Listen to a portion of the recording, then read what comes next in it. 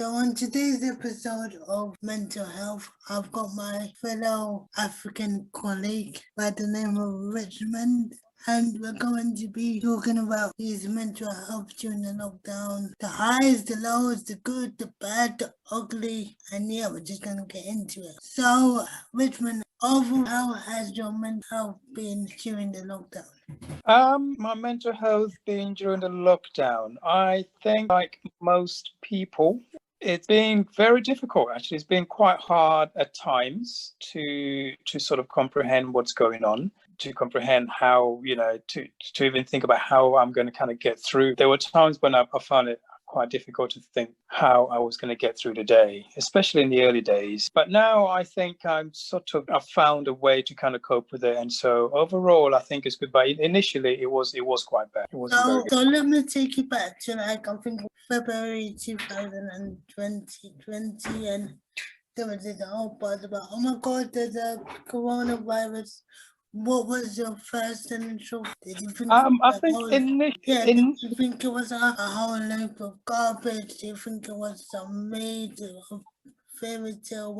Well, initially, because I don't know if you know, but every year, maybe every couple of years, you hear of some sort of flu virus out there in the world somewhere. There was a swine flu, there was some kind of, there's been quite a few of them, but they never really sort of, I suppose, come to these shores. And if they do come to these shores, they don't sort of hang around for too long. And initially, that's what I thought this was going to be. I just thought it's going to be another one of those things. It's going to hang out. It's going to stay in Wuhan or somewhere like that. It's not going to come across here. So I didn't really sort of, I knew what it was about. I kept reading about it every now and again in the news, but I didn't really pay much attention to it. I I just thought, it's just going to be one of those things. Well, they'll talk about it. They will, they'll say how it's going to affect us, but it's never really going to go anywhere. But unfortunately, this one did. But initially, I didn't take it serious. I must admit, I didn't take. So when did you start to take it seriously? When did? I think I started to take it seriously when it was around about the beginning of March. Because don't forget that this thing, they've been talking about it since maybe about November 2019 that they were talking about it. It kind of started circulating in the news. So, but it wasn't until about I had a gig on the 6th of March, and one of my fellow band members, he's a bit of an avid reader. He reads a lot, and he refused to kind of shake people's hands after the gig. People were coming up and obviously sort of congratulate us and everything, and he refused to do it. And I just thought, hang on a minute, if Uncle Alfred is kind of taking this thing serious. I did ask him later on why are you not shaking people's hands, and because there's this virus circulating around, and even at the time I don't think anybody had died yet. And so it was when he stopped kind of shaking people's hands, and he started doing the elbow thing even back then. That's when I just thought, okay, right, maybe we need to pay a little bit of attention to that. He reads a lot, and he obviously would have read somewhere that this thing is about to kind of hit big. So you just mentioned that you're a musician. You love to go to gigs. I've been to one or two show gigs in the past. Yeah. By the way. So how did so obviously the whole lockdown, you weren't allowed to socialize with people, you weren't allowed to socialize with your bandmates, you're not allowed, do things the normal way, per se. So how did you adjust to that? And also, you're a father of twins, I believe. So how did you adjust to not being able to see your kids on a regular basis? Well, if we take your first point, which was the music thing. That was hard, but because I personally kind of need music to kind of function, not just sort of listening to it or maybe playing at home or whatever, but actually being out there on stage, playing music to people, being on stage with my colleagues. That's how I more or less function. So when the whole thing came up and they said you couldn't do it, it was really, really difficult for me to kind of cope. But as an artist, as a musician, you always have to kind of dig very deep inside you to find ways to sort of cope with any adversity, any challenges that comes your way. And for me, I think it was actually sort of revisiting my music I've collected over the years. That was what actually kind of helped me, I suppose, get through it. And also, obviously, when these things happen, you find new ways to kind of sort of connect with people. And to me, it was actually DJing online, going online and sort of DJing. And okay, it wasn't the same as you would do when if you DJing in club and you got people standing in front of you. But it was another way of kind of coping with this. I mean, for me, listening to music a lot, revisiting my music collection and sharing some of those rediscoveries with friends and colleagues online was another way that I kind of managed to cope with the whole scenario or situation. And with regards to not seeing my kids, that was probably the hardest thing, actually.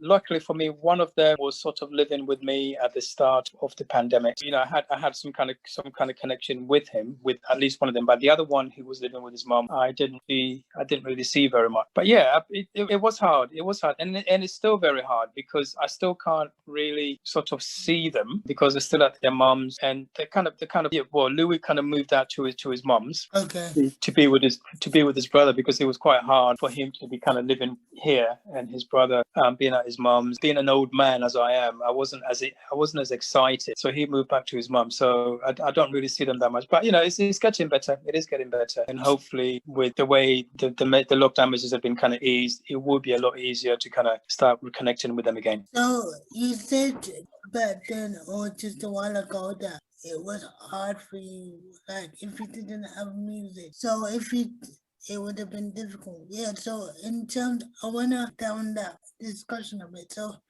if you didn't have music, do you think that you would have fallen into some kind of depression? I mean, to be honest, Charlotte, even with the music, yeah. I mean, if I say, I wasn't depressed during any of that period, I'll be lying to you. I was quite depressed during some of those times. It was really difficult, and like I said, we all get depressed every now and again. But we had our friends around who you can meet in a park or in a pub or wherever, and they kind of tend to pull you out. But in this situation, there was none of that. There was none of that. I couldn't sort of just go and meet with them. Okay, you can talk to them, but it's not the same. It wasn't the same. So music did help. Despite having the music, there were times when I did feel quite depressed, not to the point of being suicidal, but being quite depressed. So apart from like your music, did you find any other thing that helped you throughout this lockdown, like your faith or anything? Well, I've tried my hands at trying to sort of, trying to find new recipes. Okay.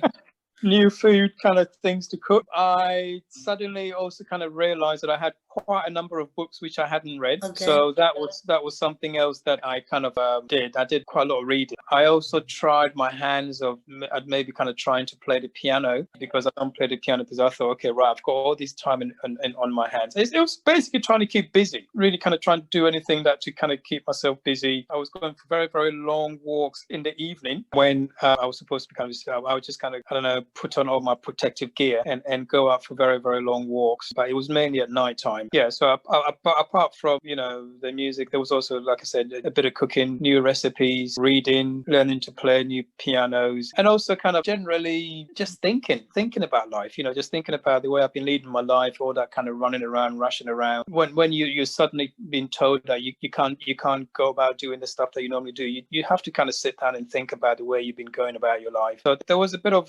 contemplation going on about whether or not what I really, want to do with my life. Do I want to carry on doing what I've been doing? Do I want to stop? Do I want to do something else? There was a lot of thinking.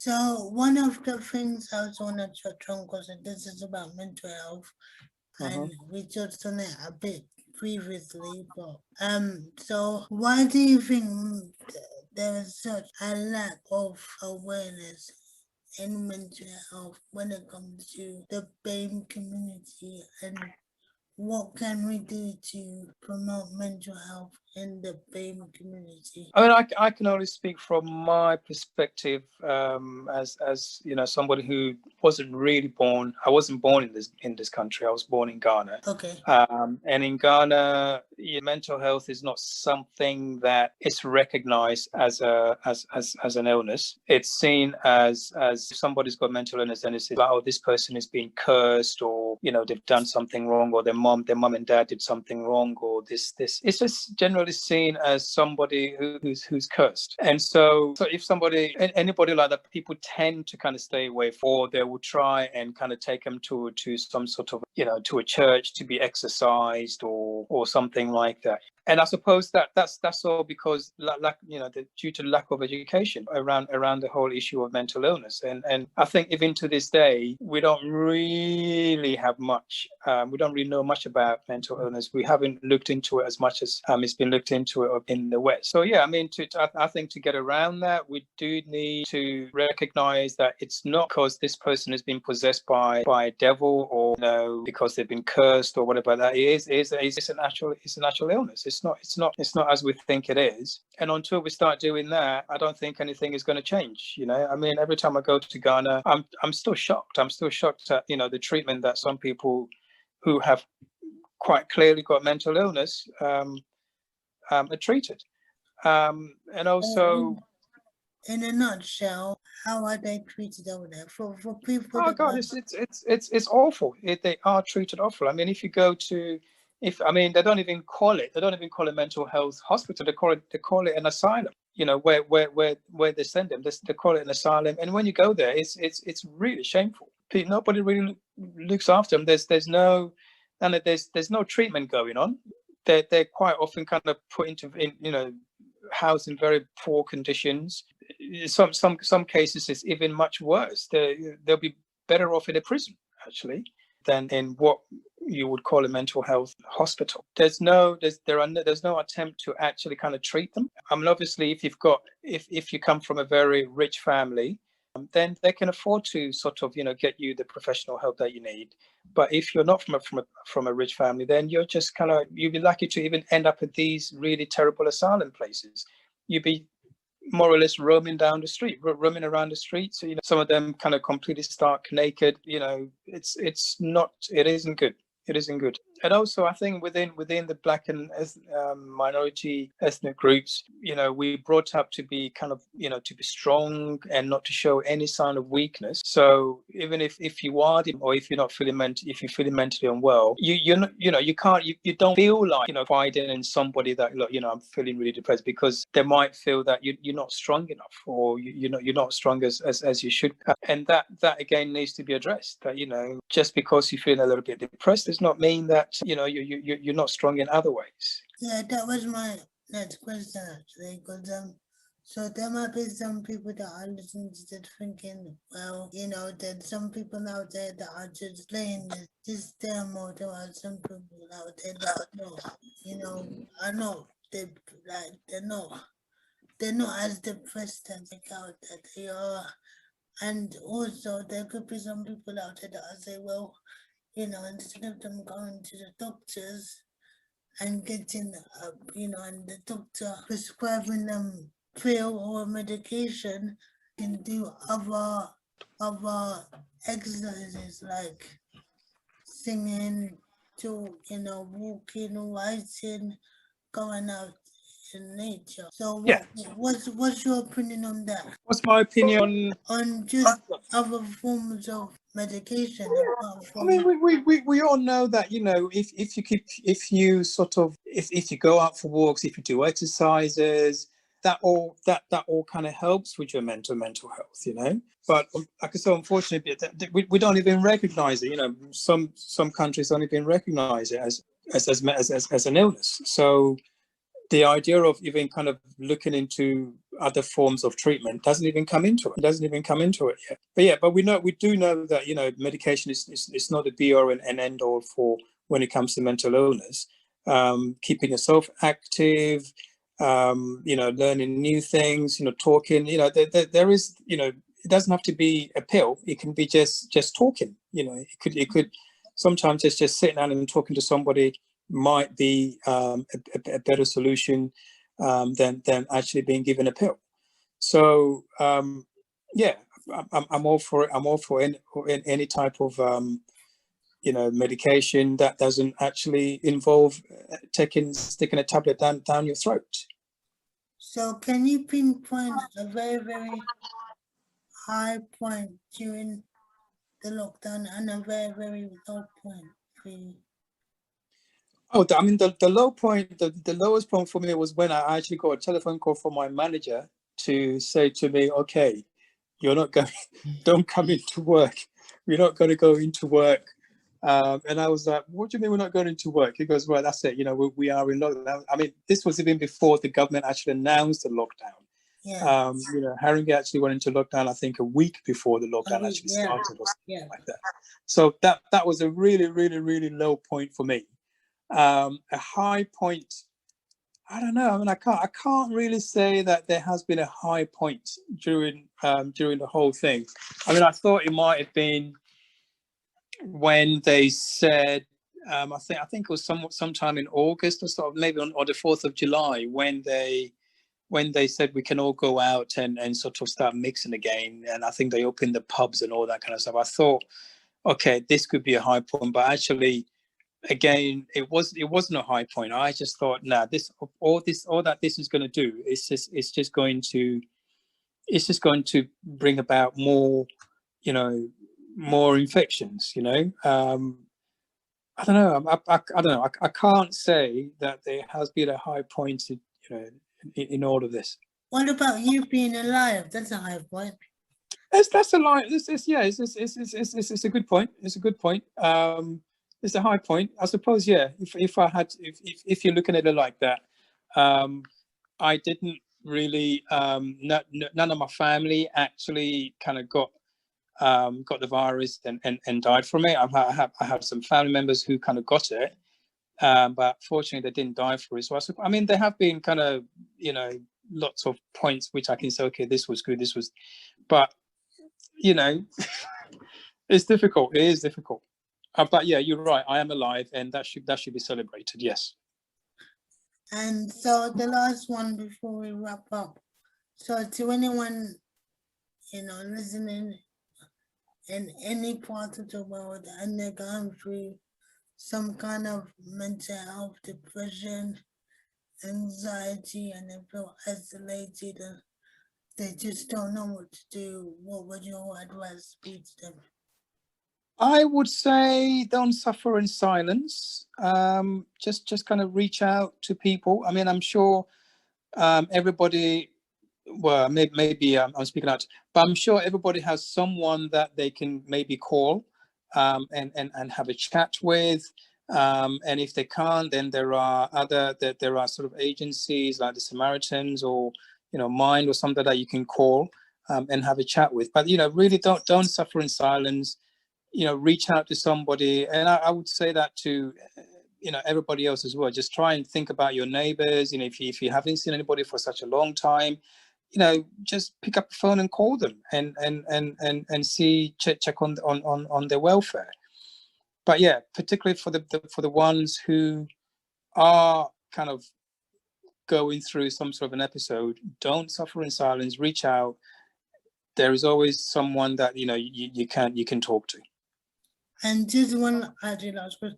So obviously most of the population are vaccinated. They're either fully vaccinated or they're about to get their second jab.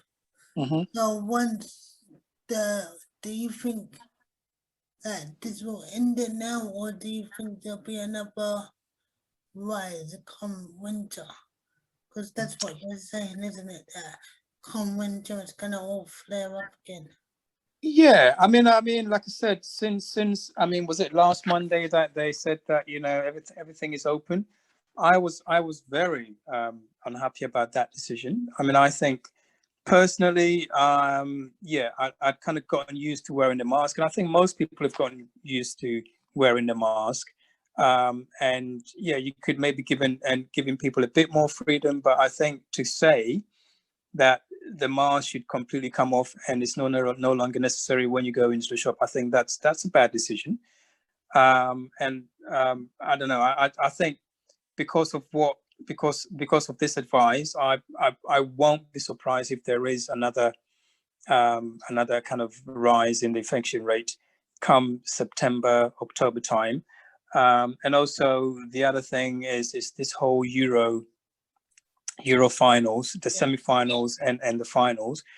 I think again, that kind of expose a lot of people to the virus. For example, I mean, I remember when England played Scotland or someone like that, something like it was somewhere around the region of 800 plus Scottish fans who actually, when they went home, that tested positive for COVID. So, you know, I think, yeah, I mean, I don't hold. I'll be. I don't know. I'd like to remain optimistic and say that, yeah, there won't be another rise in the infection rate come September, October. But I think I'll be lying to myself. I think there will be another rise. Well, thank you very much, Richmond. It was a pleasure finally interviewing. Well, it's been a pleasure talking to you, but yeah, invite.